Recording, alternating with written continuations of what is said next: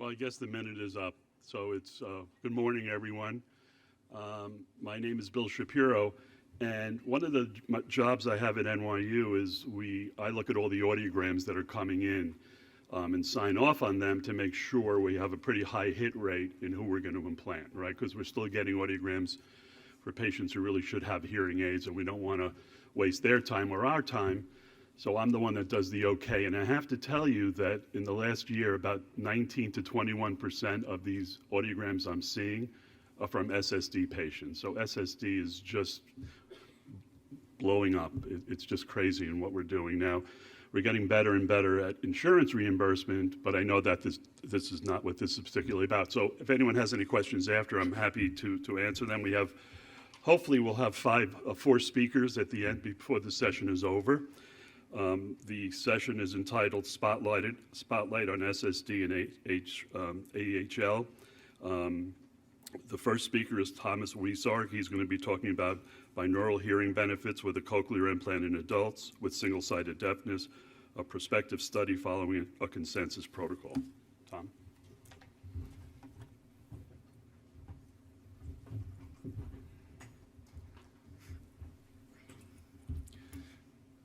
Dear Chairman, dear ladies and gentlemen, good morning. First of all, I want to thank the organizers to give me the opportunity to present on the study, which was just mentioned, and I want, of course, to acknowledge my co-workers, Iris Kunz, Konstantin Wieler, and Susan Arndt. Where do I go ahead? Let's try that.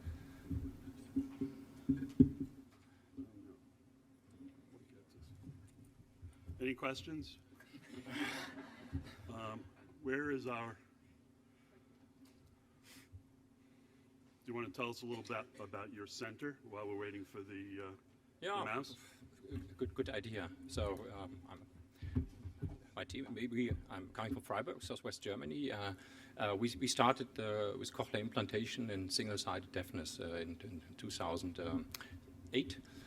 Actually, in the first year it was only a few patients, but at the moment it's about the 20% you mentioned. Thank you very much. Of cochlear implant candidates showing up as single-sided deafness. Here are my disclosures. I'd like to start with a background. Of course, as you know, there are different treatment options for single-sided deafness, including controlled routing of signal hearing aids, bone conduction devices, or implants, and of course, cochlear implants. The rehabilitation of binaural hearing, meaning the rehabilitation of the deafened ear itself, is only possible by using a cochlear implant. And for the treatment of SSD with cochlear implants have been shown several benefits across many studies with regard to speech intelligibility, noise, and sound localization, and of course also quality of life and tinnitus. But I'd like to focus here on speech intelligibility and noise. There is a large heterogeneity of applied methods within these studies, including the inclusion criteria for SSD, intervals, procedures, setups, and stimuli. And that's why it's quite difficult or even impossible to compare and pool these studies' results due to this heterogeneity. In 2016, Van der Heining and colleagues published a consensus protocol in Etiology, Neurotology, which was agreed on in several sessions beforehand across the contributing authors. This protocol suggests a comparative study design for the assessment of subjective and objective benefits of hearing performance with cross BCD and CI. The objectives of our study is to perform a prospective study on benefits of cochlear implantation and alternative treatment options in SSD adults following this consensus protocol and focusing on SSD patients with a CI indication who opted for CI treatment with a metal device. Within this consensus protocol, different measures are assessed, main outcome measures, speech intelligibility, noise, sound localization, quality of life, and tinnitus. I will focus on speech intelligibility and noise in this presentation. And these measures are, according to the protocol, to be assessed at different intervals and listening condition, starting at baseline and unaided condition, after 3-week trial phases with two trial devices, a cross trial device and a bone conduction trial device, and at different intervals, post-treatment choice at 1, 3, 6, and 12 months. And I will focus here on the 6 months results, and as mentioned earlier, with regard to the treatment choice cochlear implant. We assessed in our study speech intelligibility in noise with using two maskers. On the one hand, a fluctuating masker, same gender, to talk a bubble, which is recommended in the protocol as well. And additionally, marked in another color here, we applied stationary noise, speech-shaped noise from the Oldenburg sentence test, is all noise in that case. Inclusion criteria were age, of course, older than 18 years, for PTA of less than or equal of 30 dB AHL in the better ear, and the patient had to show up with postlingual severe to profound hearing loss for less than 15 years, and they had to show intraoral asymmetry of 40 dB and no deficiency of the auditory nerve of the ear to be treated. We included 12 patients in this study, which showed different etiologies. The majority of them had sudden sensory hearing loss, and the patients were implanted with 2 different electrode types and decided or went for a BTE or button OTE processor, depending on patient's decision. Speech intelligibility noise was assessed in 5 spatial presentation conditions using a setup of 5 speakers. The first 3 presentation conditions shown here correspond to them mentioned in the consensus protocol. So SSD AHL, the first condition to address head shadow effect, both speakers were presented at plus minus 90 degree, and the S0 N0 condition for the assessment of the summation effect and to assess the squelch effect according to the protocol was presentation of speech from the front and noise from the on the side of the deaf ear. Additionally, we used 2 additional presentation conditions, an additional head shadow condition with presentation of speech from the front and noise from the side of the acoustically hearing ear, and as you see on the right side, we presented speech and noise from plus minus 90 degree in AH and SSD condition, to have some symmetry and complete presentation conditions from our view. And speech SRT was assessed for all the sentences with an adaptive level. Noise level was fixed as 65 dB SPL for either masker, TTB, and SNN. So in total, we had assessed 10 presentation conditions. Now I'd like to present the results, starting with the head shadow condition, SSD and AH. First, we see the SRTs. We observed with the CI versus baseline unaided an SRT of improvement of 7.8 dB for the TTB and 8.5 dB for the SSN, meaning we saw head shadow benefits. Cross versus baseline, there was also an SRT improvement of 2.4 dB for TTB and 1.7 dB for the SSN. So also head shadow benefits were observed. There was no difference in SRT for both maskers with the BCD, so no head shadow effect. And comparing these head shadow effects between devices, there was a larger head shadow effect with the CI versus cross for both maskers. The same, the head shadow effect was also significantly larger compared to BCD for both maskers, both representing a better SRT with CI versus cross and BCD. But there was no difference in the head shadow effect between both trial devices, the cross and the BCD. The second head shadow condition we addressed, we found with regard to the SRTs, again, an improvement of SRT with the CI versus baseline, amounting to 5.1 dB for TTB and 4.6 dB for SSN. So again, head shadow benefits. There were no difference in SRT between cross and baseline, so no head shadow effect could be shown for this condition. And there was, again, as in the condition before, no head shadow effect with BCD. And comparing these effects between devices, the head shadow effect with the CI versus cross was larger. So the same holds for the comparison CI versus BCD, also a larger head shadow effect with CI, but no difference between cross and BCD with regard to head shadow effect.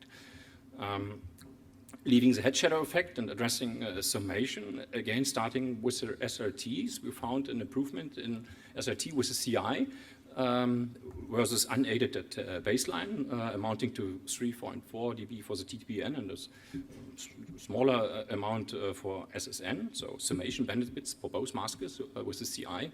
There was no difference in SRDs for both maskers with the cross, so no summation effect, not unexpected, and with regard to BCD versus baseline, there was an SRT improvement for both.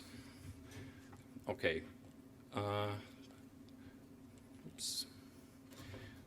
And comparing these effects, the summation benefit was larger with the CI versus cross and larger with the CI versus BCD for both maskers, but no difference cross and BCD. With regard to the squelch effect, we found a significant squelch effect. Is it right with the time? Okay. With regard to the squelch effects, we only found significant squelch effects for both conditions which we addressed with the CI, but these benefits were limited to the two-talker bubble. We didn't find a squelch effect, significant squelch effect with the CI for the SSN, and no significant squelch effect with any of the other devices. And to summarize the results, we see a clear benefit with cochlear implant for all three of all 5 presentation conditions, benefits for head shadow, summation, and squelch, and the cochlear implant outperformed the two trial devices, bone conduction device, and cross by a large amount. Thank you very much for your attention.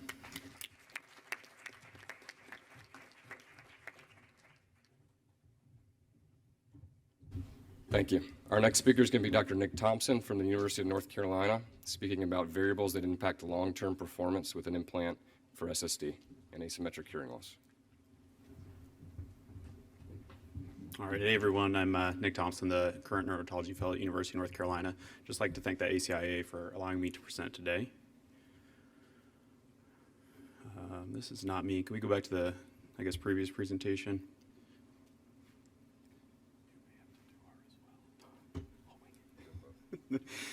Got a list of my co-authors here. These, potentially. I don't know if this guy's working anymore. These are our disclosures. Primarily, most of this stuff comes from the clinical trials from the Medical Corporation. Just as some background, adults with single-sided deafness have difficulty with spatial hearing due to lack of binaural cues. For this specific talk, I'll kind of break them up into the unilateral hearing loss group, who has normal hearing in the contralateral ear, and then asymmetric hearing loss group with mild to moderate hearing loss in the contralateral ear. The binaural benefits, made a good rundown with the kind of 3 major ones we think about: head shadow, binaural squelch, and binaural summation. We also think about localization, where in location a sound source is coming from, and then also spatial release from masking. So this is the benefit of separating the target of interest from background noise. So you can see kind of the depiction here in the first panel. You have the target and masker together at the 0 degrees, and then when you change the masker over to one side or the other, you get that spatial release from masking, that benefit. As we all know, cochlear implantation has recently been FDA approved as a treatment option for both children and adults with single-sided deafness, but there is a good array of variability in performance benefit and when the asymptotic performance is achieved. Previous work from our center on the FDA-approved clinical trial showed improvement in spatial hearing outcomes during the first year of use. With the UHL group, they saw significance in both head shadow and summation, as well as localization, and seemed to reach asymptote at about 3 months post-activation, whereas the asymmetric hearing loss group showed improvement in head shadow effect that reached asymptote at 6 months, and then they continued to improve with their localization abilities throughout the 12 months of the study.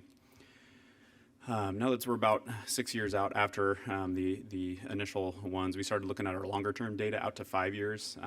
This is the unilateral hearing loss cohort as we did them first, but you can see for the first year, you can see that apparent asymptotic performance at the 3-month interval, but kind of surprisingly, when we looked at the long-term data, you can see a significant improvement between the 1 year and the 5 year interval. So we wanted to kind of explore, if for both of these cohorts, if the improvements in binaural hearing we saw at the 1 month trial endpoint were maintained after long-term use. We defined it 5 years post-activation. And then we wanted to determine, given that we saw some differences between the cohorts, we wanted to see kind of what factors contributed to the variability in these outcomes. Here's just some clinical trial criteria. You can see there basically the unilateral asymmetric hearing loss. They all went cochlear implantation with a Med-El standard electrode array, so the 31.5 millimeter. And then for this specific study, they were recruited for assessment to come back at annual visits out to 5 years. We looked at mass speech recognition in AZ biosentences and a 10-talker masker in 3 conditions with the target and masker co-located and then moving the masker to one side or the other, and that's where we got our spatial release from masking, as previously discussed. As far as localization, we had a 180-degree arc of 11 speakers. They had a 200 millisecond broadband noise burst, and they were instructed to say the number of speaker they perceived as a sound source. And then performance in this was quantified as root mean squared error. We had 20 UHL and 19 AHL complete the clinical trial at the 12-month time point. There was the obvious difference in contralateral hearing given the criteria for the UHL and AHL cohorts, but there was also a difference in age between the cohorts with a mean age of 50 for the UHL group and 70 for the AHL group. Here is the raw data for the speech recognition. Basically, we did a linear mix model. Well, you can see with the gray bars are the asymmetric hearing loss group, and the white is the unilateral hearing loss group, with the co-located condition at the top, which we served as the reference point. We ran a linear mix model with that to account for spatial release from masking. We saw the obvious difference between the 2 cohorts that we've seen before, but kind of interestingly, we saw a 3-way interaction between cohort, interval, and masker condition. So we kind of wanted to explore this a little bit more. To evaluate the patterns of performance between those two cohorts over time. So this is broken up now. This is spatial release from masking. The top is when we move the masker to the CI side, and then the bottom is when you move the masker to the contralateral side. And you can see that there's a significant effect of cohort for the top panel with the unilateral hearing loss group having better spatial release from masking. But down below, you can see the effect of cohort, but also this interaction of cohort and interval, where the unilateral hearing loss group seems to pop up right at the 1-year time point, but the asymmetric hearing loss group takes a little bit more time to get up to asymptote there. So we wanted to look at the different variables that may help to explain some of this, like I previously mentioned. And here's this broken down with contralateral hearing, aged implantation, duration of deafness, and angle of insertion. And you can see that both contralateral hearing and aged implantation were significantly correlated with basically the change in improvement from the 1-year to 5-year time point. So it seems like the asymmetric hearing loss group with the contralateral hearing and also the older individuals took a little bit longer, but still kind of reached that. This is the localization data. You saw the UHL group that we had previously published. We also looked at the asymmetric hearing loss group. Obviously, a little bit limited here, but you can see there was statistically significant improvement in their performance from the 1-year to 5-year as well. And the same thing, we looked at these different factors, and we didn't find any significant correlations for localization with these groups. So early binaural benefits in spatial release from masking were maintained through 5 years post-activation for the unilateral group, but then continued to improve out to 5 years post-activation for the asymmetric hearing loss group, and the localization abilities continued to improve for both cohorts. Differences in aged implantation and contralateral hearing may influence the development of binaural hearing and cochlear implant recipients with single-sided deafness. In future work, looking at this stuff, both angle of insertion, so we use the same device in the current study for all of them. That may play a little bit of role and kind of limited the degree of variability in that variable. But then also aged implantation versus contralateral hearing, as these were kind of confounding in the current study. So if we could get some older folks, Medicare age, that kind of stuff with unilateral hearing loss, that would be great. Here's some references, and then just like to thank the whole UNC team for their support and all their work on this.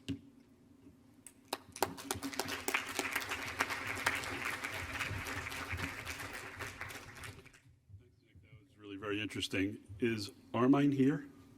Oh, there you are. Okay, welcome. The title of her presentation is ACIA Task Force Guidelines on Benefits of Cochlear Implantation for Adults with SSD. Go back here. Does this work?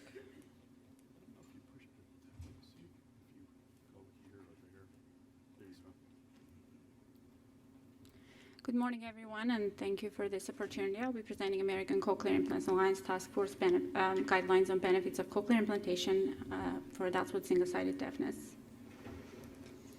These are our disclosures. And these are the institutions involved with the task force.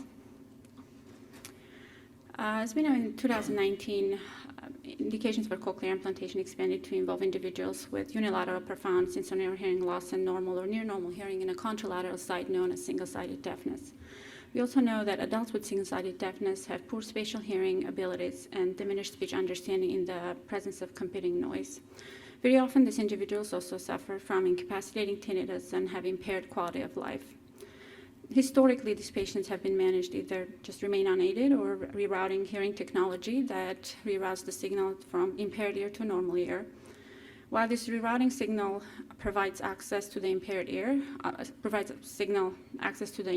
it does not really, it still relies on monaural hearing and does not improve spatial hearing tasks. Versus cochlear implantation allows stimulation of bilateral auditory pathway and potentially can improve spatial hearing tasks such as sound source localization and speech understanding in noise. This slide kind of summarizes the benefits of binaural hearing. As we know, it's sound localization based on interaural time difference, interaural loudness difference, cues, and head shadow effects, squelch, and summation. Objectives of the task force was to provide guidance for the clinical assessment and management of adults with single-sided deafness, to conduct a systematic review to investigate the outcomes of cochlear implant use on measures of speech recognition in quiet and noise, sound source localization, tinnitus perception, and quality of life. This was conducted in two parts. First part concentrated on assessment and management of adults, reviewing evidence mainly on candidacy consideration, ideologic assessment, preoperative workup, and oral rehabilitation. And second part was to review the results of systematic review on outcomes of hearing outcomes, tinnitus, and quality of life in this patient population. 6 main databases were searched from January of 2008 to September 2021. And single-sided deafness was defined as unilateral, moderate to profound sensorineural hearing loss, and normal or near normal hearing defined as PTA less than 35 in a contralateral ear. This yielded 1147 articles which were reviewed, and only 43 articles reported hearing outcome, tinnitus, and quality of life outcomes, and met criteria for inclusion. Each article was evaluated for level of evidence and was categorized based on reported outcomes: speech recognition in quiet, CI alone; speech recognition in noise, CI plus contralateral ear; sound source localization, tinnitus, and quality of life. For the purposes of guideline formulation, 4 categories of probabilities were defined to kind of assess the CI effect on outcome of interest. High probability, 75 to 100, moderately high, moderately low, and low probabilities. And these probabilities were calculated based on the number of patients in each study that shows statistically significant benefit weighted against the total number of the patients. This is kind of depicts the standard testing setup for speech recognition in noise. As we can see, usually it's 2 speakers setup. Different configurations and modifications can be used. The most commonly used is target masker, 0 azimuth, or target from the front masker from the normal hearing side, or target from the front masker on the CI side. 10 studies showed, for speech recognition in quiet, 10 studies evaluated this outcome, and task force concluded high probability of improvement with level of evidence 3. For looking at speech recognition in noise when CI and contralateral ear were tested, you can see the probabilities vary depending on directionality of the sound and noise. There was a high probability improvement when target was from the front and noise from the normal side, target from CI side and masker from the normal side, or target from a CI and masker on the normal side. This is most probably due to head shadow effect. There was moderately low probability when the target and masker were co-located on the front, and target from the front masker on the CI side. basically showing variable benefits with like bilateral summation and squelch. And there was lack of improvement when target was from normal side and masker from the front, target from the normal and masker on a CI side, basically showing no benefit with binaural squelch. These were 29 studies, level of evidence 3. When looking at the sound source localization, when testing CI plus contralateral ear, 16 studies evaluated this outcome, and there was a high probability of improvement with level of evidence 2. And looking at tinnitus perception, 17 studies evaluated subjective measures of tinnitus, and with CI use in SSD population, there was high probability improvement with level of evidence 2. And when looking at the subjective measures of quality of life, 21 studies evaluated this outcome, with task force concluded high probability of improvement with level of evidence 2. Just to summarize, cochlear implantation is an effective treatment option for adults with single-sided deafness. It improves speech recognition in quiet, sound source localization, tinnitus, and quality of life, and the benefits of speech understanding in noise varies depending on directionality of sound and noise. These are members of the task force. I would like to thank them with the leadership of Margaret Dillon from UNC and Matt Carlson from Mayo Clinic, and thanks for your attention.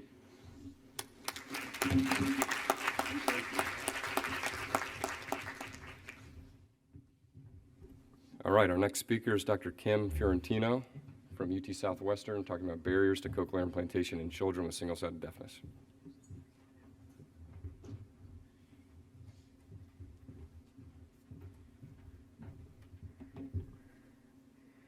Good morning. My name is Kim Fiorentino. I'm a cochlear implant audiologist at the Cochlear Center in Dallas. And today I'll be presenting on barriers to implantation in children with single-sided deafness, and those are some of my helpers for this presentation. So I have no disclosures. A little bit about single-sided deafness, obviously. Profound hearing loss in one ear and normal or near normal hearing in your other ear. The incidence is kind of hard to pin down. The CDC reports about 1 in every 1,000 births, there's a child diagnosed with a hearing loss. Of that number, about 0.5% have a unilateral hearing loss.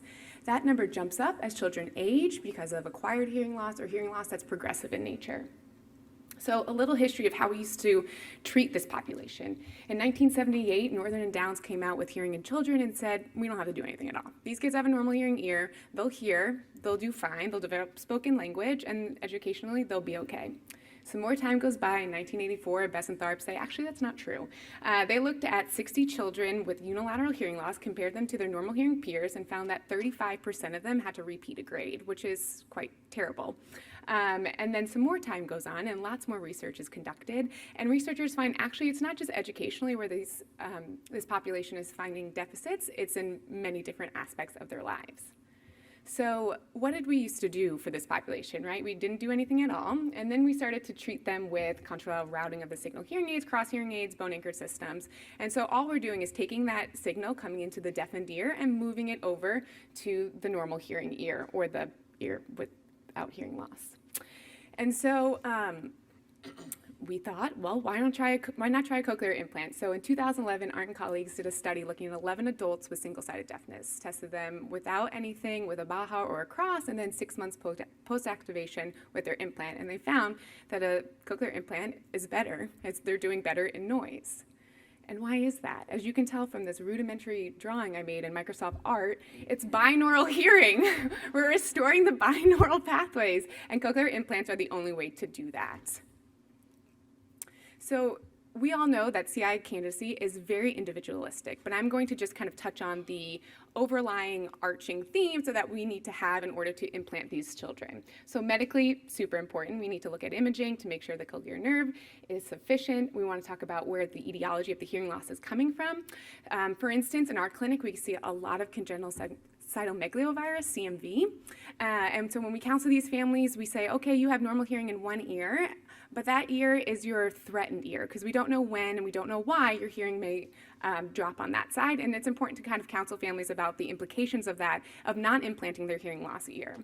Audiologically, we want to look at testing criteria. What is your PTA? How are you doing with whatever hearing intervention you're using, and then thinking about, especially in children, testing considerations. Masking 2-year-olds is really hard. They don't pay attention well. And then additionally, what are the requirements set by the FDA? Med-El, Cochlear, all have FDA approval down to 5 years of age, and then we like a duration of deafness that is less than 10 years. However, are those hard and fast? Probably not. That's just what was submitted to the FDA. So we looked at our case studies of 20 patients with single-sided deafness over time, and we looked at 4 different areas of interest: speech recognition, chronological age and implantation, payer type, which means what is your insurance? When I say public, I mean Medicaid. We're a pediatric-only clinic, so we see Medicaid, and then private is private insurance, and then device use, which is also data logging. So we had 20 patients. The median age that we had was about 7 years. I do want to call your attention to the range. So we had referrals from under the age of 1 all the way up to 17. We looked at age of single-sided deafness diagnosis, their payer type, obviously, and their etiology. We only have 7 that got implanted so far, and 13 that did not get implanted. So looking at what made you pursue an implant or get an implant, ours was age, and we saw that if you were under the age of 6, you were more likely to get an implant than if you were over the age of 6. So remember I said look at that range. I'll tell you anecdotally, when I had a tween and a teen in my office and I'm showing them what a cochlear implant is and you have to wear something, immediately no. They said, no, I'm not doing that. And then looking at insurance type, private was more likely to pursue an implant than public, and I think we can really go down a rabbit hole here of why that is. In my experience, private insurance is more likely to kind of bend the rules to approve a surgery versus public insurance. So if you're not aged 5 years old and you have Medicaid, you might not be approved for that surgery. And then let's look at speech recognition. So just to orient you a little bit, on your y-axis, you have the Modified Speech Recognition Index, which has not yet been published, but my dear friend Andrea Warner says, let me use it for this. And it's a great way to clinically track data. And then you have your sentences and noise all the way down to your parent report. Your x-axis has pre-implant scores, CI duration, and then each color is a different patient. And then open circles are over 10 years of age, closed are under 10 years of age. And you can see we have some shining stars and others that just don't shine as brightly. And so we looked at data logging. Why could this be? And so I'm just going to pull out 3 really quickly. So let's start with the bad news, which is our worst performer and our worst user who actually got worse as time went on. She only wears her device for 1.6 hours. And she's also the oldest patient that we implanted. She's 11 years old, and she doesn't want to be different than her peers, so she doesn't like to wear her processor. And then our other 2 superstars, you can see have done really well. We started with close-set words. We're now in sentences in quiet. The yellow patient, he in just 3 months went from 0% words correct on an MLNT to 33% words correct. They're also starred because they do auditory verbal therapy via telehealth at our center, which is really nice because they're able to direct connect their processor right to whatever device they're doing their therapy with, and they're able to isolate their implanted ear and really work on that binaural pathway, which is really important. So what are the clinical implications of this? When discussing this with some colleagues, we talked about the right candidate versus the best candidate. Are you the right candidate because you meet all of the criteria, but you're not the best candidate because you're 15 years old and you don't want to be different than your friends? Or are you the best candidate and you meet all the criteria, but you're under the age of 5 and your insurance type won't let you get implanted? And that also ties into factors for success, like payer type, age of implantation, all of that. Thank you.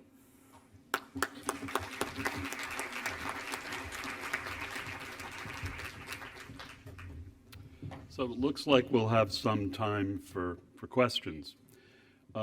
Nick and Thomas, I have a question. You both use the Med-El device. Did you use any type of special programming like the Auto plan programming that we heard about yesterday to program these patients? I'm kind of interested in programming myself. We will start to use this program, but the data which I presented were from times approximately 4 years ago. So at that time, Autoplan was not available. So meaning that at that time we couldn't use Autoplan. Got it. Yeah, pretty similar. Yeah, initially when the study was started, it was kind of the pre-otoplan days, and we selected to use the long 31.5 millimeter electrode array, kind of like Dr. Brown was talking about the symposium yesterday. Since then, there have been some research looking into filter changes and things like that based on place-based mapping, that kind of stuff. So yeah, that'll be coming out. Great, thanks. We have a microphone over there, and we have plenty of time for questions. So if someone has a question in the audience, please, there's a microphone here as well. Anyone have any questions? Did you want to say something? Yeah, I had a thought about things, and I think that, I mean, this meeting and those talks were excellent. I think they really clarify the fact that this is safe, effective, and implants work for single-sided deafness, right? Your study directly compared patients who had previously tried a BAHA or a cross hearing aid, and I think the differences in performance are compelling and hard to ignore at this point. And I sometimes wonder in my own counseling of patients, should I even spend time talking to them about those issues for SSD if I feel like they're a good medical and surgical candidate for an implant? So my question is, in light of Renee's talk this morning about increasing efficiency, improving access of care and delivery, should we even be spending time? Should we be talking to patients about BAHA and cross if we think that they are potentially a good candidate for this technology? Should we give them a BAHA or a cross trial? Should we incorporate into the evaluation, or should we just go right to CI? Well, just before you answer that question, I would ask you, we have a lot of patients that are concerned about that type of surgery. So maybe, do you have patients that you would recommend trying a cross first as a trial period before you get into the BAHA cochlear implant world? Sure, and I think I try to gauge that fairly quickly, but I guess I guess a better way to phrase it would be, should everybody routinely be put through a trial of these non-CI technologies for this particular indication? Right. It's like if you had the option of dial-up and high-speed internet, right? Should everybody have to trial dial-up first? I don't think so.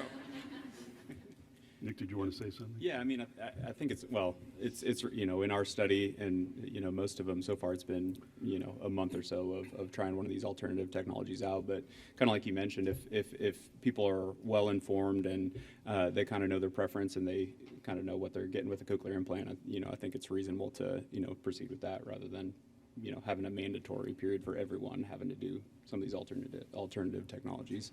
Right. The big issue we've been having, and I guess all of you have been having, is insurance. Nancy, let me make one point and then you're on. Yeah, thank you. So is insurance issues. And so we know, for instance, for Medicare patients, Medicare doesn't approve cochlear implants, but managed Medicare might. So we've had 3 patients already switch from a regular Medicare to manage Medicare, where you need to have pre-authorization. So you get them to say yes or no, but at least you get them to respond, and then you're safe. So that's happened 3 times for us. So I think that's a great thing to think about. And we also know that patients, insurance companies, if my kids didn't have careers, I would tell them to work in insurance. Because what happens is they they get it denied, and then you appeal, and then they get denied, and 50% of patients walk away and they say, okay. And then you appeal again, and they say no, and then another 50% of patients walk away, and then you appeal again, and sometimes they just approve it. So it's like you just have to fight. It's a matter of just fighting, because they're going to, at the end, just before, Tom Rowland once said, we're going to call the news on you guys, and then the next day it was approved. So there are ways to get around this. Nancy. Those were great comments, Bill. You have to fight. We are doing so many appeals now, and I think encouraging parents to take it to social media, if they're not successful, is probably the way to go. That's not why I'm up here, but I just wanted to say that. Nice to have you. But the question that was raised about do you need to do the non-implant routing techniques? I just wanted to mention that the ACIA guidelines for single-sided deafness that Lisa Park was the first author on, that was just published in Ear and Hearing, in that in those guidelines, if the family wants true binaural input, we recommend that you cut to the chase. And I think and just go for the implant. Sometimes you have to play the game from an insurance standpoint of fitting something, but sometimes that's really just not possible for young children. They're too young for a routing device. There's really no good, I'd love to be corrected on this if I'm wrong, but to my knowledge, there's really no good data on fitting very young children with bone conduction technology, non-surgical or surgical, showing that there's fabulous outcomes. I've taken the position, if the insurers fight with me about SSD fitting, I'll just say, they're profoundly deaf in that ear. We normally don't fit someone with normal hearing in one ear with a boomer hearing aid when they're profoundly deaf with no discrim. I mean, I've seen that be harmful. So, anyway, I just wanted to comment on that. Check out the guidelines. Thank you. My question is actually for you. So you were saying at the beginning that you're the gatekeeper for the audiograms coming in. What is your experience in terms of those audiograms coming in? Are those people coming in having already tried crosses and bone conduction hearing aids, or? It varies. It varies. Right. The big thing that bothers me when I see these audiograms from audiologists that I know, when they say come back in a year, I'm not even talking about SSD patients. I'm talking about patients. So where have you been? What's going on here? Why didn't you refer this patient earlier? Or you probably really didn't refer this patient. Someone else got around you and referred them to us. So that to me is the bigger problem. But I think it varies. It depends on the patient. And so I guess then in your experience, if you don't have any indication on the incoming audiogram that this patient has tried it, what are you saying? No, go back to your home audiologist, try a cross, and then come see us? Right. LOD, I think about length of deafness when I find out. So I'm going to find out first. I've called patients and just figured out what their length of deafness is, because I think that's the most important prognostic indicator to begin with. The other issue is, did you have another question? No, thank you. So the other issue that Nancy raises, we've been doing SSD patients, adults, for a very long time. And sudden idiopathic sensory neural hearing loss patients generally do well. Data logging suggests they're wearing it, they get benefit. And so then we started doing kids, and we know kids are different, right? Because we know kids are probably not always congenitally impaired, and maybe they have cochlear nerve deficiency or something going on. So I would ask Nancy to stand back up again, or anyone who wants to say, how do you counsel a parent of a kid who's not just your typical SSD patient, but has some kind of thing going on, and how do you counsel them about whether we should go ahead and try this? Thank you. Let me just say one thing. So our process for cochlear implant is very different for SSD, because we don't send them to the audiologist, the implant audiologist up front. First, we make sure they don't have nerve deficiency. You don't want to be going through a whole workup and get the parent all into this. And then you get the MRI, and then it's like, I'm sorry, you have nerve deficiency. I mean, people who know me know that I'm a huge proponent of implants for nerve deficiency. If it's bilateral and the child has no other access to sound, I think it's completely, at this point, contraindicated if you have normal hearing in the opposite ear. So that's one difference. And in terms, it's really challenging when you get going, because our experience, a little different than, thank you for your lovely paper. We have done about 25 SSD kids, and the parents of kids that are complex, they're often more interested in the implant than the parents of perfectly healthy kids. The kids who are at risk or are struggling with speech and language problems. And that the implant for SSD is not a quick fix for them. They're at risk to have language problems anyway, yet I find they're often the most interested parents, even if they're from a lower socioeconomic status and Medicaid funded. So I think it's an interesting counseling issue, because I think it is good for them to have improved hearing, but you can't promise that their speech and language problem is going to go away. Right. It's interesting you say that, because we see kids, forgetting about SSD for a minute, who have a lot of comorbidities, and deafness is just maybe the least important part of it. And they are the parents that want their kids to get implanted. Why? Because they can't help them in any other way. and this is the way they can try to do something for Right. the kid. And the most lovely thing is often what you hear later is the parent come back and says that's their strength. And that's the way in for every other therapist who works with a child. And in response to your question, again, I was really referring to adults, not so much kids. I'm sure she's right, MRIs are critical, that, we need to know what's going on. Just yell. Usually.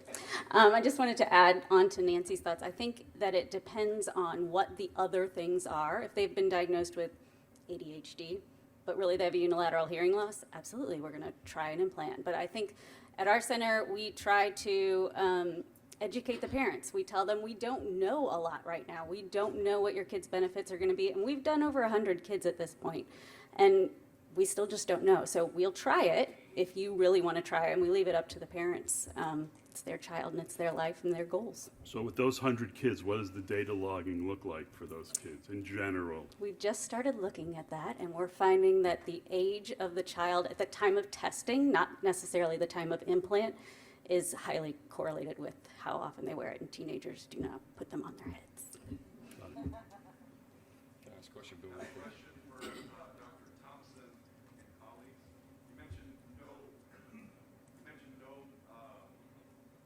relationship with the duration of the deafness. What was the range? Yes, these were limited. Oh yeah. So. Hello. Okay. Yeah. The question was about the duration of deafness and what the kind of cutoffs for this study was at 10 years. So all were less than 10. So it is that pretty limited range for that correlation. Yeah.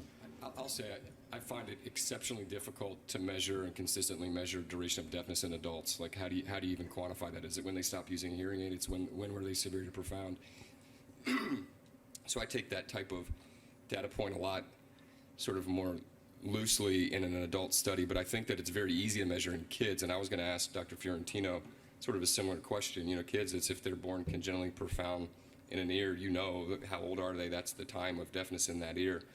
You guys saw a relationship between age and performance. Most of the clinical trials have looked at kids under 6 to date with congenital or even later acquired loss in that ear. So what do you think our time frame is in terms of implanting kids? Is there a cutoff that you would use to say, okay, if you were born congenitally deaf, assuming anatomy is normal and health is otherwise normal, that you would no longer offer an implant? No, I don't. I mean, it comes to the whole counseling of, like Dr. Park said, what age are you? Younger is always better, right? We always tell the younger, under 5, under 3, born congenitally deaf in normal anatomy, and the family is motivated and has great expectations, absolutely we're going to implant you. But as they get older, it's a lot more counseling of what are the benefits that you want to get out from this, and also we have to take into consideration that child, as they get older, has more autonomy over themselves and the decisions that they want made. And so it's a different counseling because we're starting to involve the child in it as well as the family. But I wouldn't say necessarily there's a cutoff. We have some that got implanted, like our best user got implanted. He was actually over the age of 6, but he does the best because he's really motivated and he really likes it. May I add, is it on? Our center also has performed studies on that. In case of congenital single-sided deafness in kids, 3 years of age seems to be a limit, or maybe a transition range between 3 and 4 years. But implanting at a larger age generates a certain amount or larger amount of non-users. So that is our experience. As early as possible, if indication criteria stand, and potentially not later than 3 or 3 to 4 years. That's our recommendation. Yeah, I just wanted to ask on the same topic. Karen Gordon has data about sort of one hemisphere taking over. And I know from the bilateral literature, some of her studies, there's a window of about 18 months. If you don't implant the second ear within 18 months of implanting the first ear, then you lose a heck of a lot. And I wonder if that same physiological change happens with congenital single-sided deafness, where if you don't implant within that kind of a time frame, if you're really impeding the ability of the hemisphere that's attached to the deaf ear to really be able to handle the sound, because it gets overwhelmed by the input from the other side. Yeah. And maybe we need tests to be able to determine if that's happening. I think we will be able to answer this question. Thank you very much for this very important point to address it. If patient numbers increase and we have larger populations to compare and to address, particularly with measurements, speech perception measurements, if the kids are older, then they are more sensitive. Then we at least should look up for this topic. And I also would think that best outcomes will be obtained when implanting quite early, approximately about 1 year or up to 18 months, as you mentioned. But at the moment, we can't see a difference between a year, 18 months, or 3 years, but this is probably due to the quite small amount of patients at the moment. But I think we can answer the question when the population increases. I'm a clinician, and from a clinical point of view, I would rather not put a number on whether or not you should get implanted, because years ago we had patients calling that on next Monday it's going to be 3 years and I need to get implanted in the next couple of days, because they don't really understand these numbers. So I think it's important that we explain to parents and individuals that it's more of a spectral kind of thing than a hard stop, because I think we get in trouble with that sometimes, just from a clinician's point of view. Camille. Really great talks. Thank you. Appreciated them. I was just going to add, kind of, talking about what you just said. I think sometimes our test metrics don't measure, the benefit, and so if we're tied to, the laboratory measures that we're doing and some of these speech and noise tests or direct connect type of tests, it doesn't necessarily reflect how they're hearing in their real world and maybe some of the benefits. We just don't have the test metrics to measure yet. I would also echo that, putting an age limit, we were at a meeting, I don't know, a few months ago, and Jill first presented some data where she had patients that were adults that were 30 years deafened on that ear, and some of them did just as well as some of the patients that were 3 years or less deafened on the ear. And so I think, again, putting an age or a time frame on it, maybe for an adult, we should be careful with that. I don't know where 10 years came from. I don't know how we picked 10 years as our cutoff point for duration of deafness for these single-sided patients. But hopefully, as research continues to progress, we'll be able to see push that envelope and not limit ourselves to that. And then with the pediatric patients, with the younger kids, how are you measuring your outcomes? Are you doing what were your closed set tests? Yes.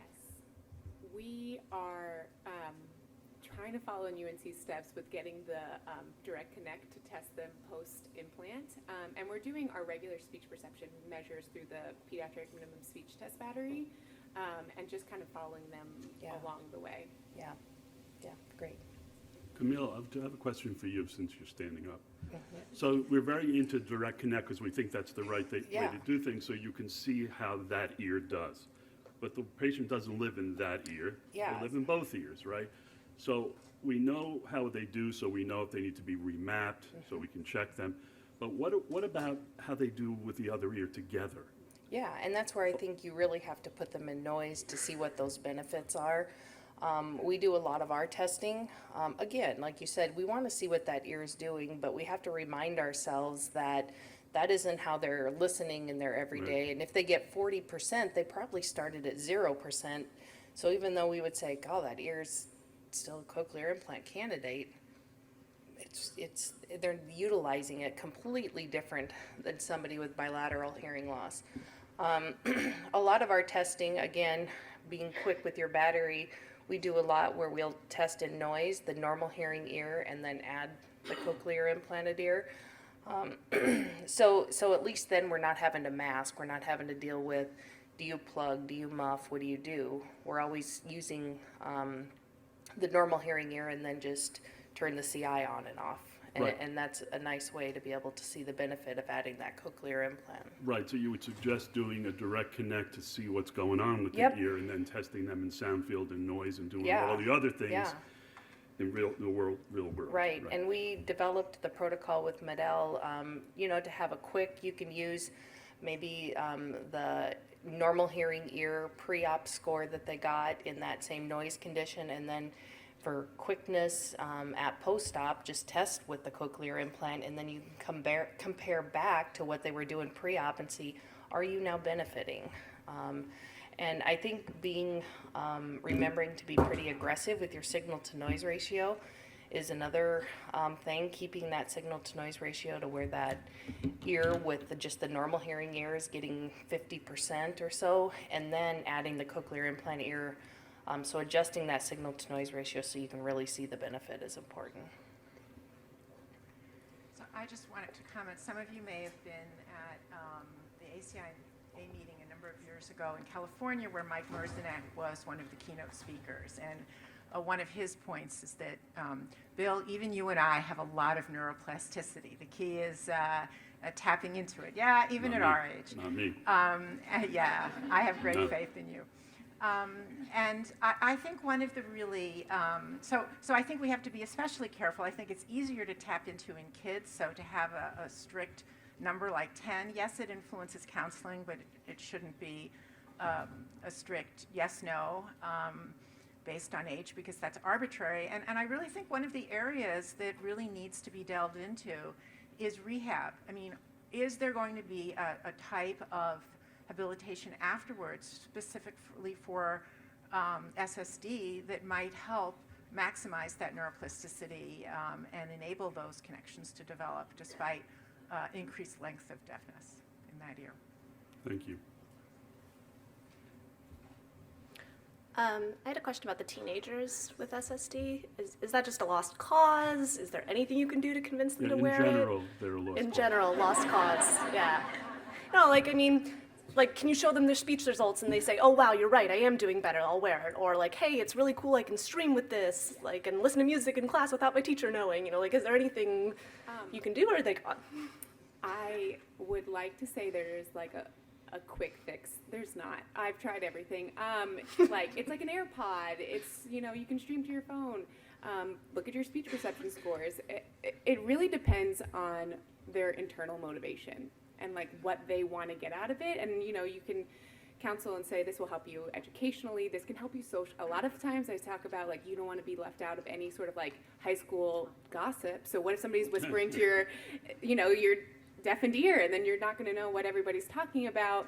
I try many different avenues, but it's the standing out from the peers that is, yeah. So I'd like to say that I can tell you we do this and it's really great, but it's really patient dependent. Okay, we have one more and then one more, and I think we have to be done. Microphone, please. Hello. Yep. So I think I had a hard time seeing Camille because she was in camouflage, but I think it was her that said, I just want to make a couple points. I think, first of all, we need to start moving away from objective speech scores as a measure of success for these patients. We all know cochlear implants work. I think that's been proven. I think what we're seeing in some of our kids and data that's going to be published hopefully soon is even the kids who don't do well on scores still really rate their implant highly as far as the benefits, as far as quality of life measures. So they're getting something out of it that, to someone's point, we may not be able to measure. There's obviously some reduced listening effort that's going on. There's some fatigability that's going on. There's probably some subtle localization and things like that that we're not capturing. So that's point number one. Point number two to that end is I think that we need to, because everybody mentioned up on the stage These are all low number cohorts. I think we need to start putting our centers together, putting our heads together, and figuring out ways to make these protocols uniform so we can compare apples to apples. So when UNC gets up and talks about their data, and Iowa gets up and talks about their data, and Dallas talks about their data, we can look and say, hey, we can compare that kid with 5 years of congenital deafness directly to the kid with 10 years of congenital deafness and really understand what we're doing. Thank you. Final question. Hi, my name is Emily. I'm an audiologist here in DC at Children's, and we do have those SSD kits with CMV. My question is, potentially that hearing in the normal hearing ear could decline.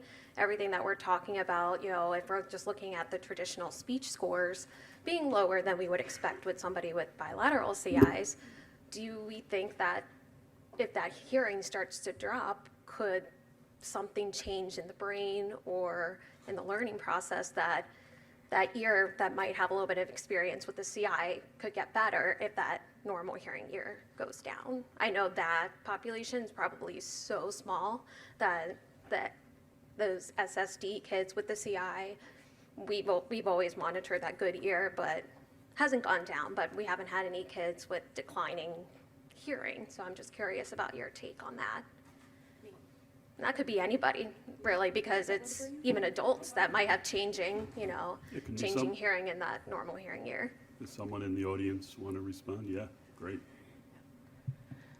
When I had adult SSD patients, I had 2 patients with fluctuating hearing in the other ear. And when they had poor hearing in the other ear, they sometimes would need reprogramming in the SSD ear, and their scores would go up. Then when their hearing went to the normal level, their scores with direct connect or whatever would go down in the SSD ear. Very interesting. Yeah. I Okay. was just curious, because I know that population would Yeah. be so small, Yeah, so, yeah. thank you.